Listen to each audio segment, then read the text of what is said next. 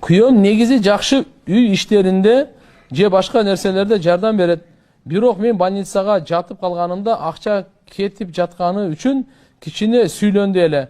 Ошого аябай нааразы болдум. Анан айтып жатам. Өзүмдүн ден соолугума өзүм акча чогултам.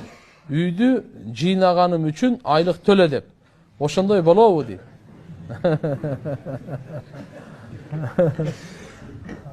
Машалла. Анда көп алып коесуңар го дейм да. Я. Анда мына эркек көпкө түшүп калат.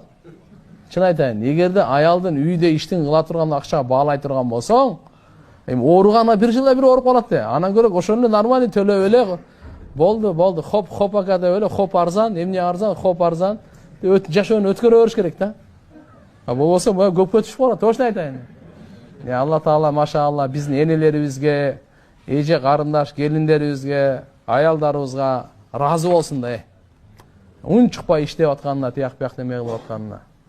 А так, иншалла мындай болобу, төлө деп ошондой болсо болобу. Жакшы эмес го бул эми.